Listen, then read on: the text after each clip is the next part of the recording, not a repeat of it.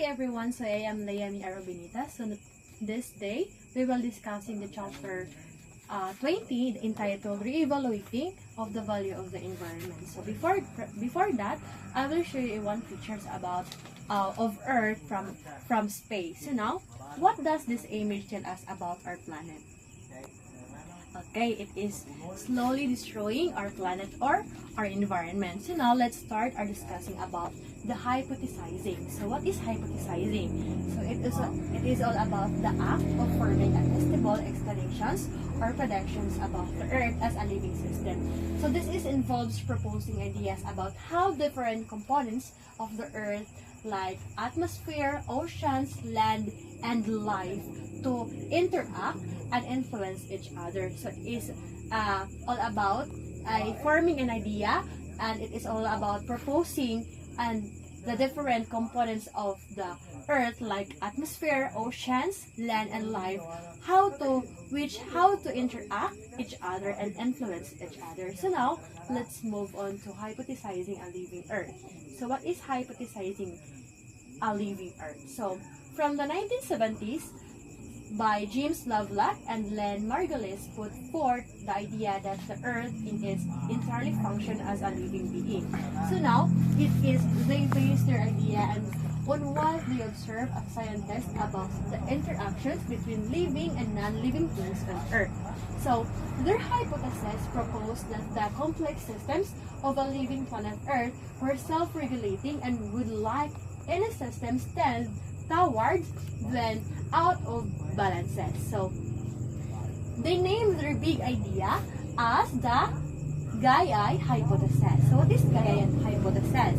So it is all about the idea proposed by the James Lovelock by publishing in 1979. So this is all about all living things on Earth or biosphere functions as one superorganism that changes its environment to create conditions that best meet its needs with the ability to self-regulate critical systems needed to sustain life. So Gaia hypothesis, it is all about to create a conditions, the environment that best meet to regulate critical systems that needed to sustain life of our environment that needed. So now, let's proceed to evolving economics. So what is evolving economics? So evolving economics is all about a analysis that include the cost of the environment. So it is all about the damage and degradations natural resources is called environmental economics. So now, what is environmental economics? So let's discuss why is environmental economics are affect and what is their issues. So now, environmental economics, it is a branch of economics that studies the financial aspects of environmental issues. So it explores how economic activities affect the environment and how environmental regulations and policies impact economic behavior. So now, let's talk about the issues and the effect of the environmental economics of the people that living in the environment. So now, environmental economics seeks to includes the cost of environmental damage in product pricing through taxes, fines, or regulations. So I have here one example of taxes. So from now on, we will discussing you about the taxes. So this picture, this is one of the example of taxes, and the best example of this is the Bai City, because they have a machines that producing a product pricing through the taxes, and now the machines will continuously destroy our planet or our Earth or our environment that can affect to the people are living in the environment or the populations, which is it can create a fines, which is these pictures. Okay, so these pictures define us that how environmental economics or the taxes pricing through taxes can affect to the people living on the earth or the environment. So this is the example, because when the taxes or the fascists will continuing producing a product or a sugar product, it can continuously affect the people living in the earth. So that's it. No, it can make or create high populations or polluted populations. So now let's proceed to ecological economics. So let's move on to ecological economics. So what is this? So ecological economics, it recognizes that the natural world is part of the economy that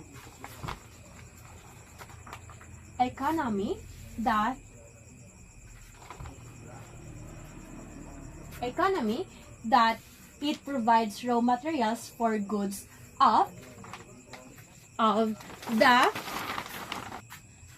as well as ecosystem services and natural resources. So now let's move on. Let's dive in reevaluating productions and consumption. So what is this?